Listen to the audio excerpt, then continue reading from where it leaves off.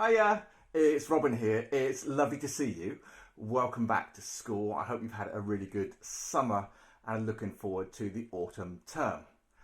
Have you ever heard the expression to turn over a new leaf? It's often said at the start of term or the start of a new year. Pause on the picture and talk about what do you think it means, and can you think of an example for yourself?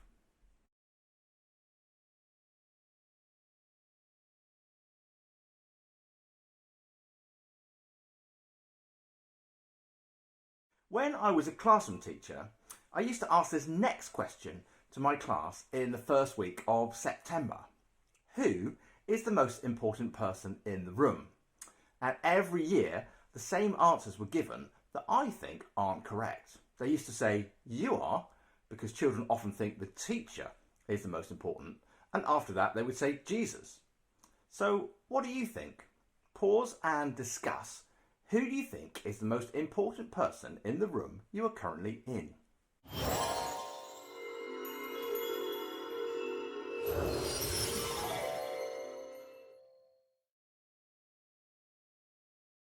My own answer to this question is that everyone is equally important, whether adult or child. We may have different roles, but we are all equally important.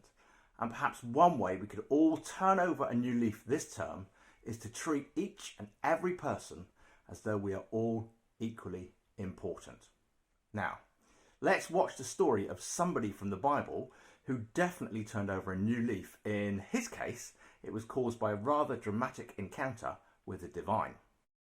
God's story, Paul. So part of God's story is about a man named Paul, and it begins like this. Paul was born in a city called Tarsus. Back then, being born in Tarsus was about as cool as being born in an amusement park. So Paul thought he was cooler than other people, especially the ones who were following Jesus. Paul turned into a real bully. He found ways to get people who were following Jesus thrown in jail, beat up, and even killed.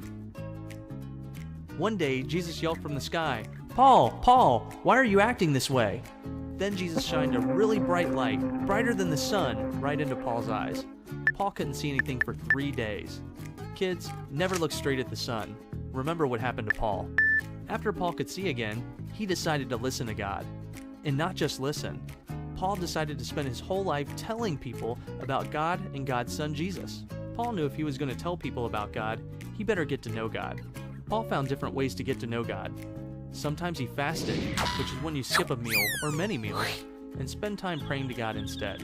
Other times, he snuck off alone so he could sit and listen to God. Paul said getting to know God was like training to run a big race. Sometimes training for a race takes work, especially if you want to win. Just like it can sometimes take hard work to fast or sit quietly and listen to God.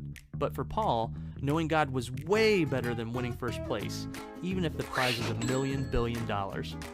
Once Paul knew God, he was so excited that he wanted to tell everyone, even people he didn't know. Paul became a missionary. A missionary is a person who goes to new places and tells people about Jesus. And even while he was doing this, Paul was writing lots and lots of letters telling other people about Jesus. Now sometimes, Paul found out that not everybody wanted to hear about God, but he told them about God anyway, just to make sure everybody had a chance to hear. Have you ever tried talking to somebody when they weren't listening to you? The people started getting really mad at Paul when he talked.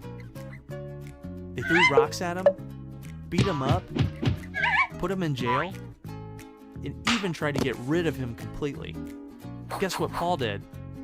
He said he'd be happy to go to jail, get beat up, and even die if it means more people know about Jesus. Well, God was with Paul when he was getting beat up and put in jail. One night, God even sent an earthquake to open the doors of the jail so Paul could be free. But instead of escaping, Paul stayed to tell the prison guard about Jesus. Later on, Paul was sent to a bigger city with a bigger jail. To get there, he had to take a boat. During hurricane season, one of the storms hit Paul's boat and it got shipwrecked. Sorry. So he had to swim all the way to a nearby island.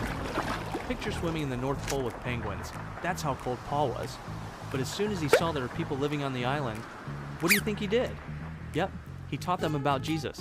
Paul never stopped telling people about Jesus and how Jesus loves everyone and wants to help them stop doing wrong things and teach them how to know him. He got put in jail at least 4 times, was shipwrecked 3 times, and was even bitten by a poisonous snake. But Paul didn't care what happened.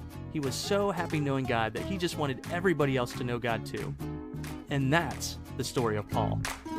So in case you missed it, here's the quick version. Paul was a bully who didn't follow God. God blinded him for 3 days. Then Paul believed in God, and he spent time getting to know God. He decided to tell everyone about Jesus. He was willing to have rocks thrown at him, go to jail, get beat up, get shipwrecked, or even die, as long as he could tell people about God. And that's a part of God's story. Paul went on to write a lot of books in the Bible. I'm going to show you one thing he wrote. Please get someone to read it out loud.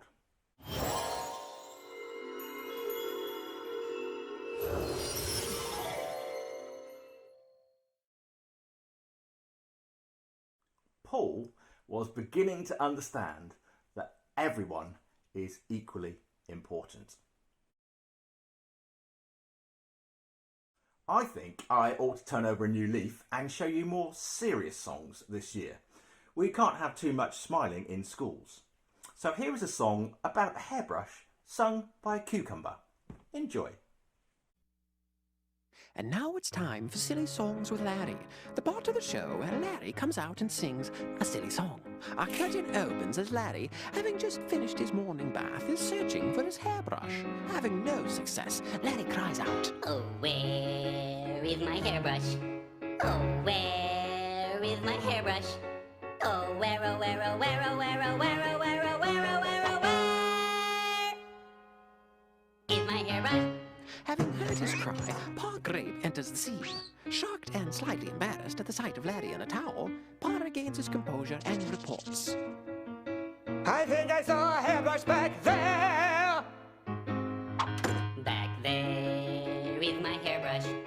Back there is my hairbrush. Back there, oh, where, back there, oh, where, oh, where, back there, back there, back there is my hairbrush. Having heard his joyous proclamation, Junior Asparagus enters the scene. Shocked and slightly embarrassed at the sight of Larry in a towel, Junior regains his composure and comments, Why do you need a hairbrush? You don't have any hair. Larry is taken aback. The thought had never occurred to him. No hair? What will this mean? What will become of him? What will become of his hairbrush? Larry wonders. No hair for my hairbrush. No hair for my hairbrush. No hair, no hair, nowhere, no hair, no hair, no hair, nowhere, back there, no hair for my hairbrush. Having heard his wonderings, Bob the Tomato enters the scene. Shocked and slightly embarrassed at the sight of Larry in a towel, Bob regains his composure and confesses, Larry, that old hairbrush of yours, well, you never use it. You don't really need it, so, well, I'm sorry. I didn't know. But I gave it to the Peach, 'cause he's got hair. Feeling a deep sense of loss, Larry stumbles back and laments. Not fair, oh my hairbrush. Not fair, my poor hairbrush. Not fair, no hair, not fair, nowhere, no hair, not fair, not fair, not fair. My little hairbrush. Having heard his lament, the Peach enters the scene. Himself in a towel, both Larry and the Peach are shocked and slightly embarrassed at the sight of each other. But recognizing Larry's generosity, the Peach is thankful. Thanks for that hairbrush. Yes, good has been done here. The Peach exits the scene. Larry smiles, but still feeling an emotional attachment for the hairbrush, calls out, Take care of my hairbrush. Take care, oh my hairbrush. Take care, don't dare not care. Take care, nice hair, no fair. Take care of my hairbrush. The end.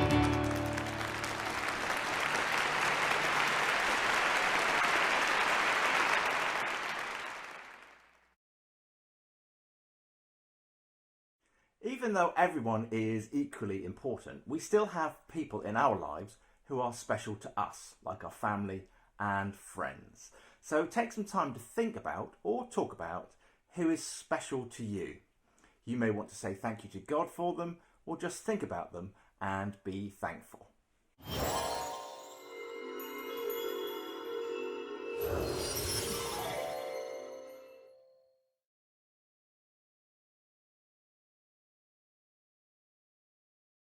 A new feature this term is the chance to talk about things that are in the news. Our first news story, and this has been a big part of the summer, is the Olympics and the Paralympics. There are some questions on the screen for you to talk about, and I look forward to seeing you next week. Bye for now. Bye.